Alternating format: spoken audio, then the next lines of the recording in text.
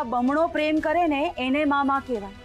અને તમે એને જ ગાંડાની હોસ્પિટલમાં મોકલી દેવા માંગો છો. શકુંતલાબેન, તમે મારી વાત સમજો.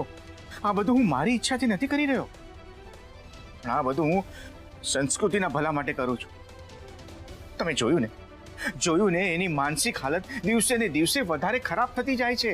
હા, જોયું, બધું જ જોયું, બધું બરાબર રીતે જોયું. અને એટલું જ હું તમને કહીશ કે જે ત્યાં થઈ શકે છે ને એ આપણે અહીંયા ઘરમાં રહીને પણ કરી શકીએ છીએ. શકુંતલાબેન, આ બધી કહેવાની વાતો છે. જ્યારે કરવું પડે ને ત્યારે ભલભલા પાછળ વળી જતા હોય છે. કાકા, સંસ્કૃતિનું જે કાંઈ પણ કરવાનું આવશે ને, હું એના માટે તૈયાર છું. આઈ એમ રેડી. માયા બેટા, હું તારી ભાવના સમજુ છું, પણ એની તબિયત વધારે બગડી તો? ગુરુભાઈ, તમે સાંભળ્યું ને મારી દીકરીએ શું કીધું? અને હું મારી દીકરીને બહુ સારી રીતે ઓળખું છું. પહેલા તો મારી દીકરી કંઈ કહે નહીં, અને જો એ કહે ને તો કર્યા વગર રહે નહીં. આ મંગળયાનું કંઈક કરવું પડશે.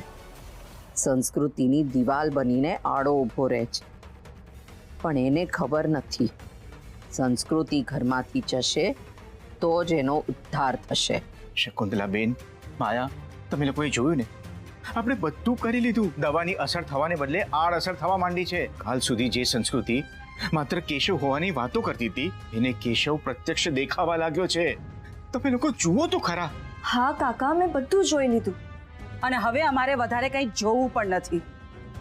કાકા, મમ્મી, જો આપણે બધા સાથે હશું ને તો સંસ્કૃતિને આમાંથી જલ્દી બહાર કાઢી શકશું. ગુરુભાઈ, થોડોક તો વિચાર કરો. સંસ્કૃતિ ત્યાં એકલી પડી જશે. એના કરતાં તો આપણે અહીંયા થોડીક એવી દવા કરાવીને આપણે એને અમેરિકા મોકલી દઈએ. અને કાલ ઉઠીને જો એની માનો ફોન આવ્યો અને તમને પૂછશે કે મારી દીકરી ક્યાં છે, તો તમે શું કહેશો? કે ગાંડાની હોસ્પિટલમાં. એમ? મમ્મી, તું એકવાર સંસ્કૃતિને સમજાવ ને, ટ્રાય કર ને. હા ગુરુભાઈ, ક્યાં છે સંસ્કૃતિ? હું એની સાથે વાત કરું છું. શકુંતલાબેન,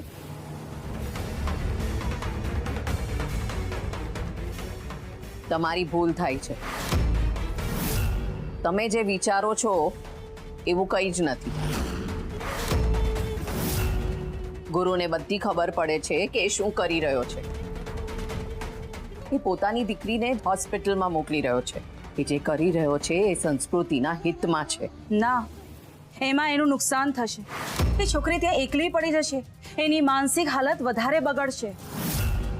હા ફૈબા, તમે મોટાઓ બોલતા હોય ત્યારે નાનાએ વચમાં બોલવું ના જોઈએ. એ વૈષ્ણવ પરિવારની પરંપરા છે. જો તારા વરને ઊભો છે ને ચૂપચાપ, તો તું પણ એમાં જ ઊભી રહે.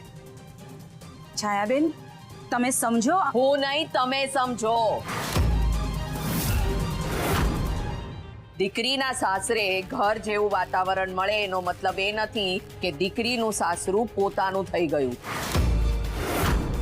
એટલે એ ઘરની વાતમાં તમે માથું મારો એ બહુ ખોટું કહેવાય. શકુંતલાબેન, અમે જે કરીએ છીએ, ગુરુ જે વિચારી રહ્યો છે એ સંસ્કૃતિના ભલા માટે જ છે. એટલે એ વાતમાં કોઈએ વચમાં બોલવાની જરૂર નથી. પણ હું જે કરી રહી છું એ સંસ્કૃતિનું ભવિષ્યનું વિચારી રહી છું. એના ભવિષ્યનો તો તમે વિચાર કરો. વિચારી લીધું.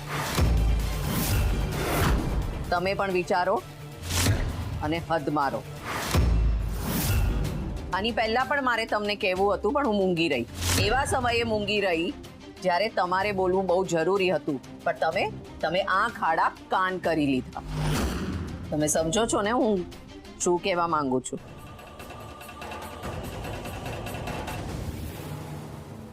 જુઓ મંગાભાઈ, બધી તૈયારી તમારે જોવાની છે. ચોરીની બાજુમાંથી હલતા નહીં હો.